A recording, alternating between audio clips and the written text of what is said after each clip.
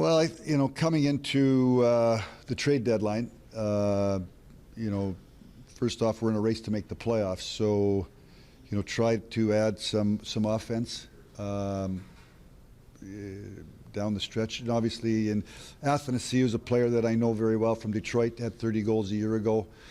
Give up 2 second-round draft picks, and obviously it's more than a rental. He's a restricted free agent for a couple of years, and then with about an hour to go, acquired Tyler Ennis for a fifth-round draft pick, and obviously a guy that's a player that's been around the National Hockey League and having a good season, 14 goals.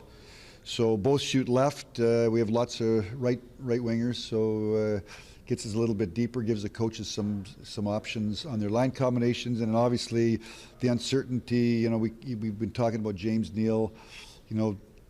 Still 2 to 3 weeks away. Obviously, it's going to take some while here for Nygaard with his hand to get going. So they give us some insurance as we head down the stretch in our pursuit of a playoff spot. What's your feeling on Athanasiou? It seems like he's a bit of a lightning rod. When he's on, he's great, and when he's not on, is that like most young players, or is that something that might be? He's a talented player, and I think again he's having a tough year. I think that he's a talented player, and we're hoping that with what we've got here in Edmonton, the coaching staff, that we can get the best out of him. Do you see with Green a guy that can? He's a power play guy everywhere else he's been. Do you see him running your power play? And does giving Clefbaum a few less minutes a night perhaps make him a better player? First off, Mark, I'm not the coach, so my job is to bring in players, and then it's up to the coaching staff to decide how they're going to be used. So, I think that's a question you should ask tomorrow, Coach Tippett. My job, I think, coming into the deadline is to bring in. Are you a buyer, are you a seller, or do you feel you should stand pat? And as we went into this, we felt that we'd like to do something to put a little. I'm going to use the word buzz into our team. Obviously, they've played hard all year. They've battled and scratched and clawed. We've got ourselves in a position where we're fighting for a playoff spot.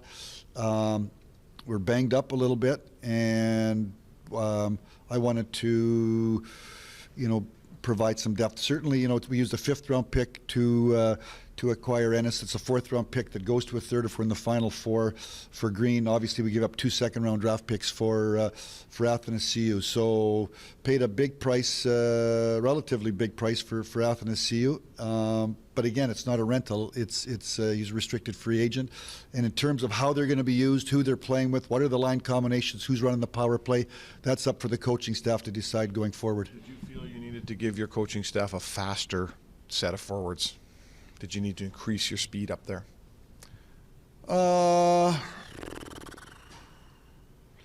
I think you want to have a fast team. I think we've got some players on the team that can play fast. I use the word dimensions. You need lots of dimensions. You need size. You need some big guys. You need some defensive forwards. You need some offensive player forwards. You need some playmakers, and certainly Ennis and Athanasiou, Green. They're all guys that can skate. I like a team that can skate. I like a team that can compete. So, but not everybody has to skate fast. Did you go into this saying, okay, I have to find somebody for Connor to play with, a regular, perhaps a winger with Connor? I went into this thinking that we needed to get more up front. Obviously, again, I'm going to come back to the Neal injury. I'm going to come back to the Nygaard injury. Those two in particular are going to be a while here. They both shoot left. They both play left wing for the most part. And we're in a pursuit of trying to get into the playoffs. Athanasiou shoots left, plays left wing. Ennis shoots left, plays left wing. They can go over to the other side. Obviously, it was a difficult meeting with Sam Gagner, who I know loves being an Oiler, and certainly as we worked our way through the cap, we had to, in effect, move Sam's contract to make room to add a contract. So, you know, on one hand, it's you know, I'm excited about what we were able to accomplish, but it was tough to. Tip and I met with Sam and told him the news, and it's. Those are never easy decisions because you're talking. These are people, and they've got, you know, lives and emotions, and it was. You know, on the other hand, it was a tough day. Have you moved anybody onto LTIR to make cap space? Chris Russell last night, and today we assigned Tyler Benson back to Bakersfield. And does that mean that you're on the hook for any bonuses next year? Will those get pushed into next year's cap? Possibly. Depends what goes on the next 4 or 5 weeks. The Russell situation you said was murky. Is that one of those ones? Chris Russell? Yes, Chris. Yeah, I mean, I don't know. You know, I don't know. I'm not sure where he's at. Athanasiou, on his good nights, what do we get? What are the fans in Edmonton expecting from him? Well, obviously he's got great speed. He's got you know, obviously got high-end skill, and he's a talented player.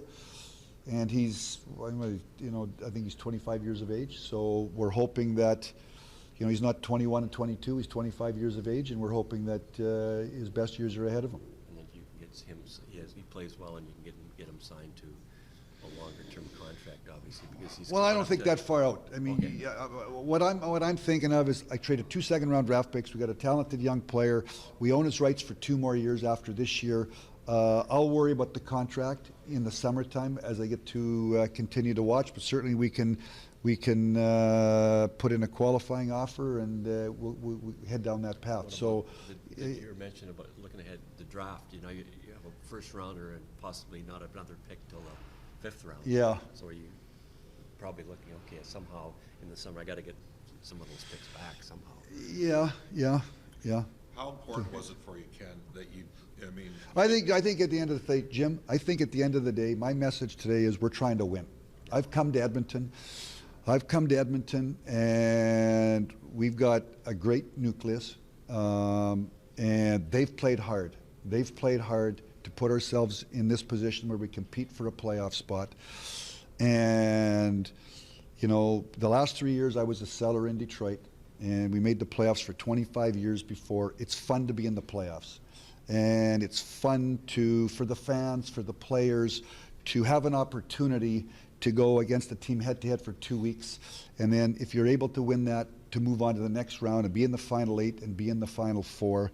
And I get back to, again, it's a 5th-round pick, and it's a 4th-round pick. Certainly we paid a price for Athanasiou, and no risk, no gain.